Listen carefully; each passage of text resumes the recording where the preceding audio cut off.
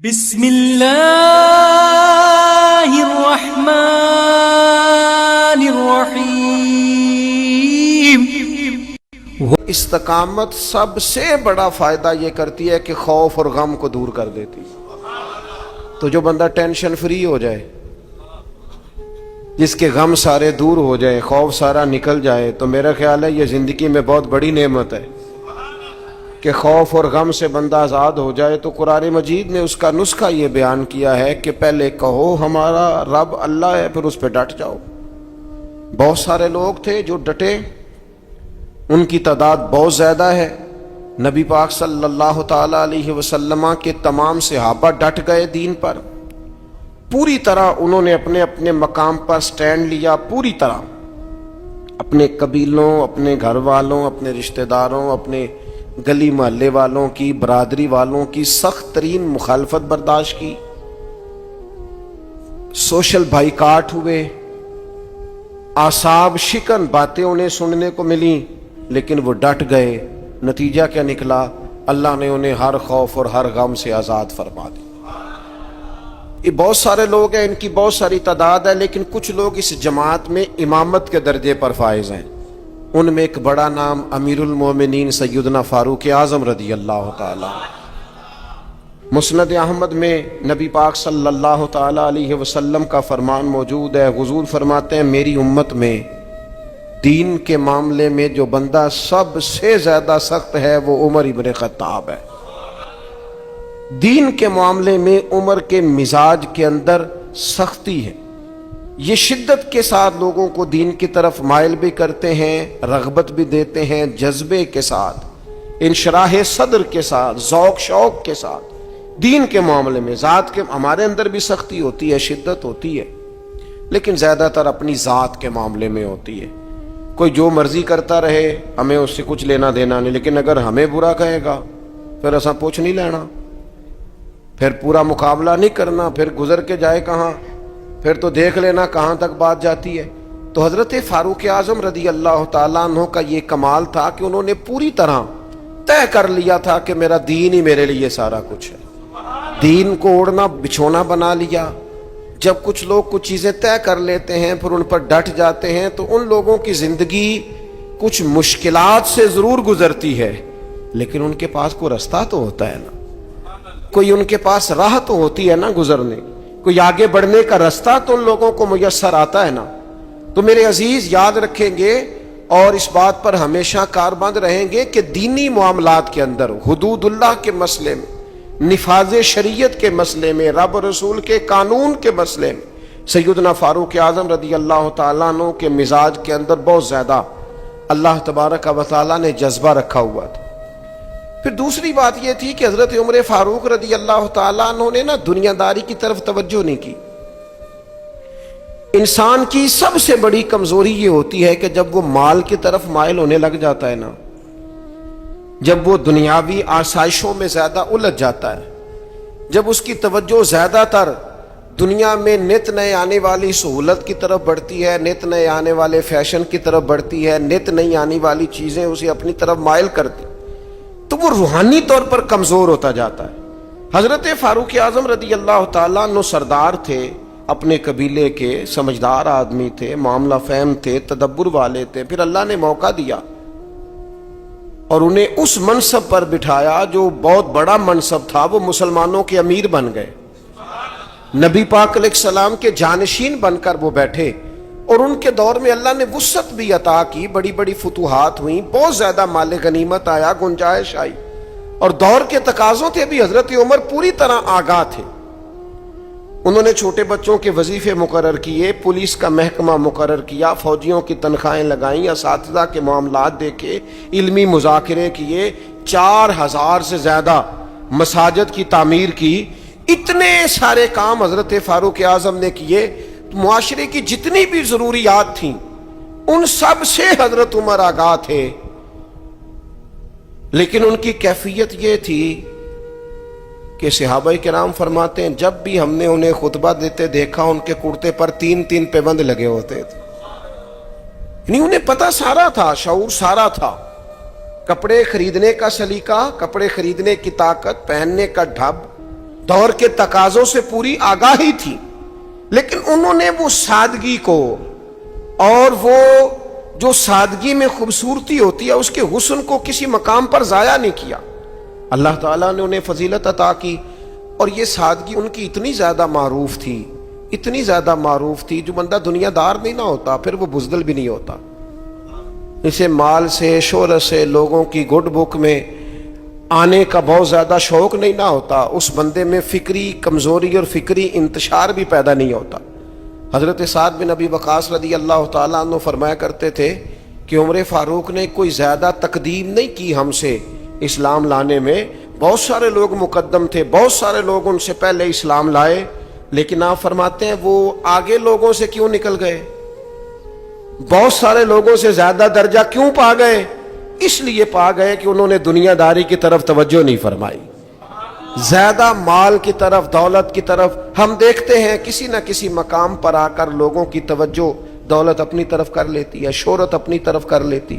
نتیجہ کیا نکلتا ہے؟ نتیجہ یہ نکلتا ہے کہ انسان اگر مقاصد کے لیے نکلا ہوا ہوتا ہے نا، اگر انسان کوئی بڑے کام کرنے کے لیے نکلا ہوتا ہے تو پھر اس کو نہ تھوڑی سی دولت میں وہ چونکہ بند ہو جاتا ہے تو مقاصد حسنہ اس کے ضائع ہو جاتے ہیں۔ تو حضرت عمر فاروق کا پھر ایک اور بات میں نے دیکھی ہے، پروٹوکول لینا، شان بتانا، اور اپنے لیے مفت کا اعزاز مانگنا، یہ بہت سارے لوگوں کا وتیرہ بن گیا ہے۔ کسی نہ کسی سفارش کے روپ میں، کسی نہ کسی نام کے روپ میں، کسی نہ کسی تعارف کے رنگ میں کہتے ہیں مجھے ذرا تھوڑا سا نا لوگوں سے ہٹ کے پروٹوکول چاہیے، میں کوئی خاص پرسنالٹی ہوں۔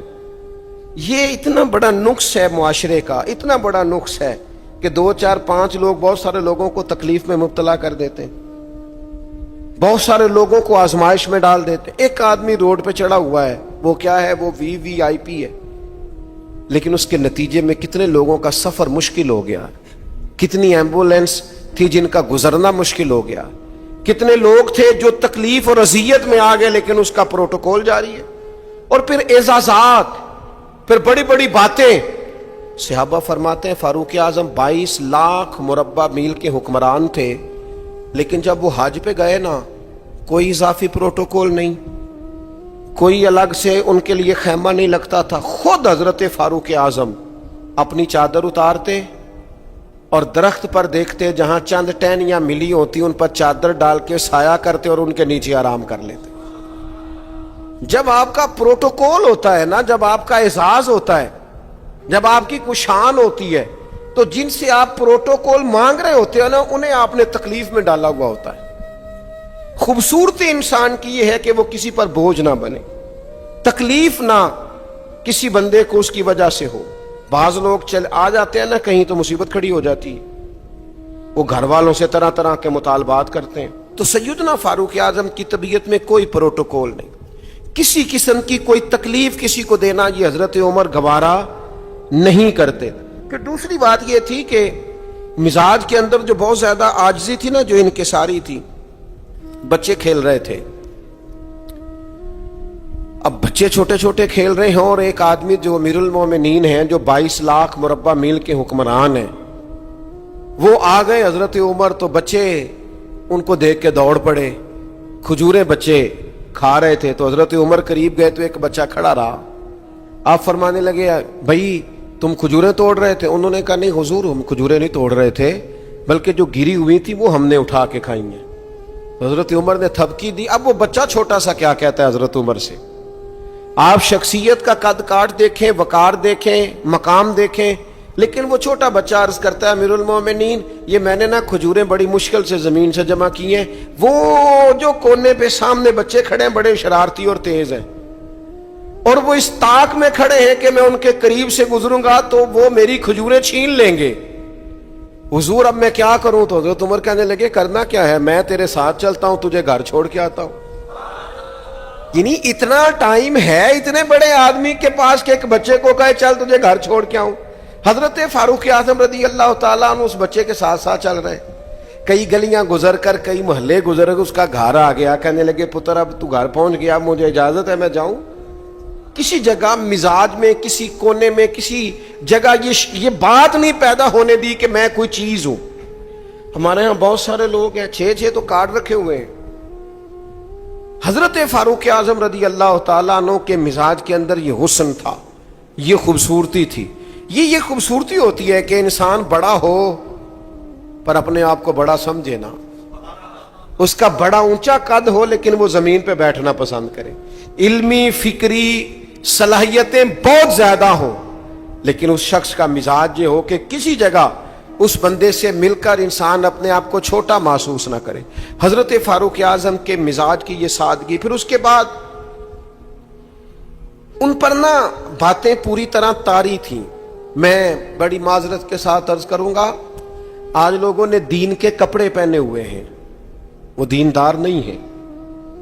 انہوں نے دین کا لباس پہنا ہوا ہے لیکن دیندار نہیں ہے. انہوں نے دین کا تعارف اپنے ساتھ لگایا ہوا ہے, سابقہ اور لاحقہ لگایا ہوا ہے, میں فلاں صاحب ہوتا ہوں, لیکن ان کی گفتگو, ان سے اٹھنا بیٹھنا, ملاقات کرنا وہ ثابت نہیں کرتا کہ یہ بندے دیندار ہیں. انداز نہیں بتاتے. دیندار کے لہجوں سے بھی دین چھلکتا ہے, اس کے اخلاق سے, گفتگو سے دین کی خوشبو آتی. لیکن انسان کہے کہ چونکہ میری پگڑی بڑی ہے لیکن ہے صرف پگڑی تو مجھے دیندار مانو, میری وضاحت صرف دینداروں جیسی ہے, تو یہ نہیں ہوتا. میں رات ایک جگہ پہ کہہ رہا تھا کہ رسول پاک صلی اللہ تعالی علیہ وسلم کا جو اخلاقی کمال ہے نا, حضور علیہ الصلوۃ والسلام نے جو اخلاقی قدروں کو عروج دیا ہے, وہ قدریں ہمارے اندر پیدا ہوں گی تو پھر پتہ چلے گا ہم کتنے دیندار ہیں. ہمارا صبر, ہمارا حوصلہ, ہمارا درگزر, ہمارا معاف کرنا, ہمارا خیر خواہی کرنا, ہمارا دوسروں سے محبت کرنا, ہمارا عزت نفس والا ہونا, کبھی کسی کے سامنے ہاتھ نہ پھیلانا, یہ بتائے گا ہم کتنے دیندار ہیں. ہمارے کردار کی عظمت بتائے گی ہم کتنے دیندار ہیں. لیکن اگر ہمارے مزاجوں میں یہ چیزیں موجود نہیں تو پھر ہم جبرن تو کسی کو منوا لیں گے لیکن وہ جو اعلیٰ اخلاقی اقدار ہیں وہ نہیں ہوں گے. حضرت عمر کا یہ کمال ہے کہ ان پر پوری طرح دین نافذ تھا, طبیعت اور مزاج پر نافذ تھا. تو انسان اپنے بچوں کو ہمیشہ وہ چیز دیتا ہے جو اسے سب سے زیادہ اچھی لگتی ہے. ایک دن حضرت عمر نے چاہا کہ میں نہ کچھ خاص نصیحتیں کروں لوگوں کو, کچھ خاص پیغام دین کا دوں. تو آپ نے لوگوں کو مسجد میں جمع کیا تو کافی سارے لوگ جمع ہو گئے, شہری بھی دیہاتی بھی. حضرت فاروق اعظم رضی اللہ تعالیٰ عنہ نے کتاب و سنت کے پیغام کو بڑا چن کے, بڑا تلاش کر کے اور بڑی ذوق سے, بڑی وارفتگی کے ساتھ, بڑے خاص لہجے میں ان لوگوں تک پہنچایا. جناب عمر نے بڑے درد سے باتیں کی اور لوگوں نے سنی. گفتگو ختم ہو گئی, لوگ اپنے اپنے گھروں کو چلے گئے. حضرت فاروق اعظم رضی اللہ تعالیٰ عنہ گھر گئے, اپنے بچوں سے, اہل خانہ سے فرمانے لگے جو گفتگو میں نے مسجد میں کی ہے تم نے بھی سنی ہے کہ نہیں؟ نے کہا جناب ہم نے بھی سنی ہے. آپ فرمانے لگے میں نے آخر میں ایک بات بھی کی تھی. کہا جی ہاں, آپ نے آخر میں کہا تھا جس نے میری بات پر عمل نہ کیا میں سزا بھی دوں گا, کوڑا بھی اٹھے گا, حد بھی جاری ہوگی. اگر جو حدود اللہ میں نے بیان کی ہیں اگر کسی بندے نے ان کو کراس کیا تو سزا بھی. کہا جناب بالکل ہم نے سنا ہے, آپ نے فرمایا ہے کہ جو نہ مانے گا اسے سزا بھی ہوگی. تو عمر کہنے لگے اب تم ایک بات اضافی سن لو, وہ جن کو میں نے تقریر سنائی ہے نا اگر وہ نہیں مانیں گے تو سزا سنگل ہوگی, اور اگر عمر کے گھر والے نہیں مانیں گے تو پھر سزا ڈبل ہوگی. تمہارے لیے سزا ڈبل ہے, تمہاری ذمہ داریاں ڈبل ہیں. اگر کسی کا دینی تعارف ہے, اگر کوئی بڑے خاندان سے ہے, اگر کوئی اپنا تعارف کسی اونچے قبیلے سے رکھتا ہے, اگر کسی کی نسبت کسی بڑی شخصیت کے ساتھ, تو اس کی تو سزا ڈبل بتا رہے ہیں جناب عمر. وہ فرماتے ہیں بھی سزا ڈبل ہے. اگر تیرا عہدہ اونچا, میں پیر صاحب کا بڑا قریبی ہوں, تو تیرے اخلاق بتانے چاہیے تو کتنا قریبی ہے. تیرے اوپر اس کا اثر ہو پتہ چل جائے گا تو کتنا قریبی ہے. نیرا نیڑے بیٹھنے سے تو کوئی قریبی نہیں ہوتا, نیرا 20 تصویریں ساتھ آنے سے تو کوئی قریبی نہیں ہوتا. تعلیم کا, تربیت کا, اخلاق کا, کردار کا حضرت عمر نے فرمایا ڈبل سزا دوں گا. آج ہماری ساری نصیحتیں غیروں کے لیے, ہمارے سارے پیغامات اوروں کے لیے, اور جب ہمارے اپنے گھر کی باری آتی ہے, جب اپنے گھر میں نفاذ دین کی باری آتی ہے تو بہت سارے لوگ جو ہیں وہ کمزور نظر آتے ہیں, بہت سارے لوگ جو ہیں وہ کچے نظر آتے ہیں. تو حضرت عمر چونکہ حدود اللہ کے معاملے میں سخت تھے. پھر ایک اور بات بھی تھی, حضور علیہ الصلوۃ والسلام نے فرمایا عمر تمام لوگوں سے دین کے معاملے میں زیادہ سخت ہے، لیکن وہ سختی جو تھی نا وہ غیر شعوری سختی نہیں تھی. ایسا نہیں تھا کہ کبھی حدود کراس ہو جائیں. ہمارے ہاں بعض لوگ دین کا دعویٰ کرتے ہیں تو ان کے مزاجوں میں اتنی شدت آ جاتی ہے، اتنی شدت آ جاتی ہے کہ وہ کہتے ہیں نہیں جی نہیں، میرے سے نہیں بات برداشت ہوتی. بھئی آپ جرم کے مطابق ہی سزا دیں گے نا، جرم سے زیادہ تو نہیں نا دیں گے. آپ کسی شخص کے لیے کسی سزا کا اعلان کریں گے تو اس کی غلطی کے مطابق ہی کریں گے نا. غلطی سے 4 قدم آگے ہو کے تو آپ سزا کا اعلان نہیں کریں گے. بعض لوگ 2 قدم آگے بڑھ کے لوگوں کو سزا دینا چاہتے ہیں. بعض لوگ ایسے ہوتے ہیں جو اس معاملے میں اتنے شدت پسند ہو جاتے ہیں کہ وہ بھی زیادتی کر جاتے ہیں. حضرت فاروق اعظم رضی اللہ تعالیٰ عنہ نے دور سے ایک نوجوان کو آتے دیکھا، وہ آپ کی طرف آ رہا تھا تو آپ فرمانے لگے یہ شخص بیچارہ تکلیف میں ہے اور کسی خاص پریشانی کے لیے ہماری طرف آ رہا ہے. وہ شخص آیا اور سیدھا حضرت عمر کے پاس آیا تو زور زور سے رونے لگ گیا. میں خاص بات کرنے لگا ہوں، یہ میرا کلام ذرا بڑوں سے ہے، بڑوں سے. ابا جی کو چاہیے بچہ جتنی غلطی کرے نا اتنا ہی ڈانٹے، وہ پھر 6 ہفتے نہ ڈانٹنا شروع کر دیں. استاد صاحب کو چاہیے کہ جتنی بچے کی کمزوری ہے نا، مجھے پتہ ہے سب سے زیادہ کس بات سے تکلیف ہوتی ہے. آپ کے بچے نے غلطی کی ہے، آپ اپنے بچے کو ڈانٹ لیں، سمجھا لیں. آپ کسی اور کے سامنے اس کی تذلیل کبھی نہ کریں، یہ زیادتی والی بات ہے. آپ اسے رسوا نہ کریں.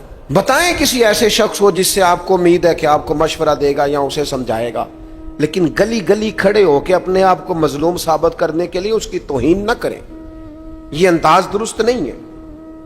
اس سے بچوں کی انسلٹ ہوتی ہے، وہ کمزور پڑ جاتے ہیں. ہر جگہ رونا رونا میرے بچے اچھے نہیں، میں بڑا پریشان ہوں. کیا بات کر رہے ہیں آپ؟ یہ بچہ تو آپ کی کمائی ہے، اساس ہے، حسن ہے، نسل ہے، اصل ہے. اور اس قدر زیادہ تکلیف دینا، جگہ جگہ شکایتیں، جگہ جگہ باتیں. ہمارے بچے ہمارے ہیں نا، تو ان کی عزت کس کی ہے؟ کیوں ہم گلی گلی اپنے بچوں کی رسوائی کرتے ہیں؟ کیوں کمزوریاں؟ اور جن کو ہم خیر خواہ سمجھ کے بتا رہے ہوتے ہیں نا، وہ آگے جا کے مزے لے لے کے بتاتے ہیں. تو نقصان کس کا ہوا؟ ہمارا، ہمارے قبیلے کا، ہمارے گھر کا. یہ دیکھیے ذرا، حضرت عمر رضی اللہ تعالیٰ عنہ مزاج کے لحاظ سے سخت ہیں. ایک نوجوان آیا، اس نے آ کے رونا. یہ پہلو آپ نے ضرور یاد رکھنا ہے میرے سیدنا فاروق اعظم کا. ہمارے امام، ہمارے قائد، ہمارے لیڈر، رہنما، مقتدا حضرت فاروق اعظم رضی اللہ. یہ انداز ضرور یاد رکھیے گا. حضرت عمر فاروق کا یہ طبقات ابن سعد میں موجود ہے. نوجوان آیا اور آ کے رو ہی پڑا. حضرت عمر نے اس کو روتے دیکھا تو فرمایا بیٹا کیا ہوا؟ کہنے لگے حضور فلاں علاقے کے فلاں گورنر